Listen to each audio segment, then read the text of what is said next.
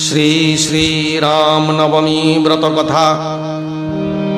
পুরাকালে একদিন ব্রহ্মা জগৎপতি আপন আসনে সুখে করেন অবস্থিতি।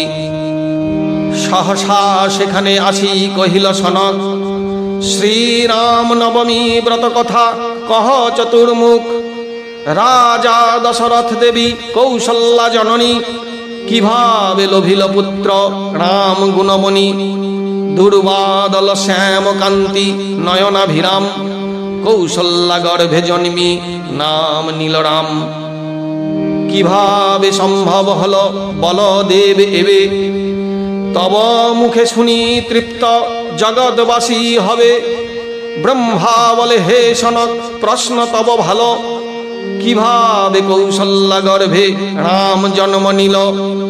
মহিষীকে সঙ্গে নিয়ে রাজা দশরথ একদা আরম্ভ করেন শিব দুর্গা জপ। উভয়ের জপে তুষ্ট হয়ে আশুতোষ প্রত্যক্ষ হলেন তথা লোভিয়া সন্তোষ। কৃতাঞ্জলি হয়ে রাজা মহাদেবে কয়, পুত্রহীন এ জীবন মহা দুঃখময়। মহাদেব বলে, রাজা শুনহ বচন, পুত্রেষ্টি যজ্ঞের তুমি কর আয়োজন। বংশযজ্ঞ ফলে তব বংশ রক্ষা হবে, অনুপম পুত্র তুমি অবশ্য লভিবে। কৌশল্যা গর্ভেতে জন্মি জগতের পতি, রাম নাম এ জগতে পাইবেন খ্যাতি। এত বলি মহাদেব হন অন্তর্ধ্যান, পত্নী সহ রাজা তবে নিজপুরে যান। পত্নী সহ বংশযজ্ঞ করিল রাজন, যথাকালে রানী গর্ভ করিল ধারণ। চৈত্র মাসে শুক্লপক্ষে নবমী তিথিতে, পুনর্বসু নক্ষত্রযুক্ত ছিল যে দিনেতে।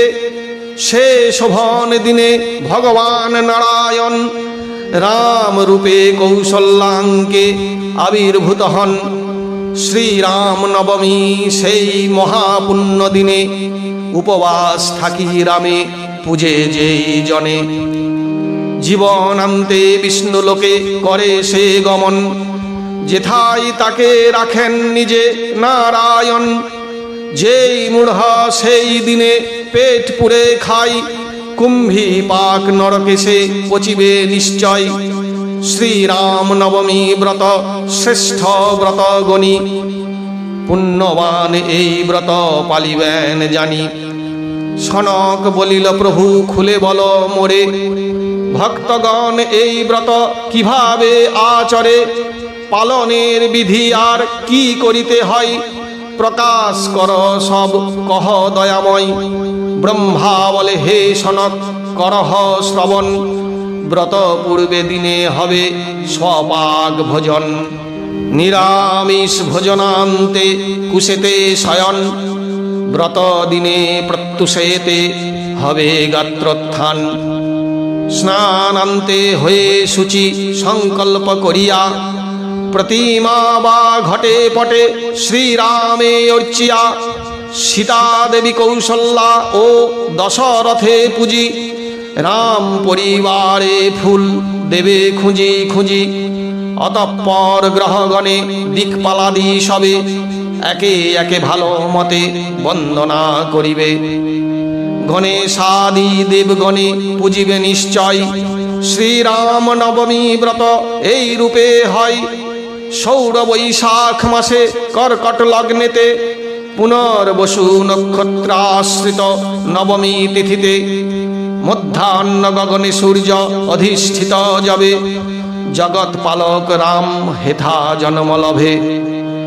সপ্তগ্রহ উচ্চস্থ ছিল জন্মকালে, পূজান্তে এই রূপ ধ্যান করিবে সকলে।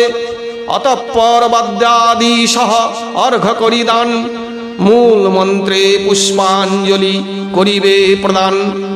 এইভাবে শ্রীরামের করিবেন পূজা, ব্রত কথা শুনি নৃত্য গীতে পাবে মজা। পরদিন প্রাত স্নান সাঙ্গ হলে পরে, শ্রীরামের পূজা পুনঃ দেবে ভক্তি ভরে। দক্ষিণা অচ্ছিদ্রান্তে পূজা শেষ হবে, বিপ্রগণে ভুঞ্জাইয়া পারণ করাইবে। নিত্য নিত্য এই কথা যে করে শ্রবণ, ধনজন বৃদ্ধি হয় পুত্র আগমন। রাজদ্বারে রণক্ষেত্রে শত্রু সংকটে, দুর্বাদল শ্যাম রাম রক্ষা করে তাকে।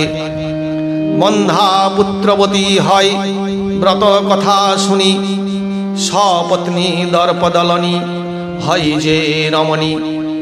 ইতি শ্রী শ্রীরাম নবমী ব্রত কথা সমাপ্ত।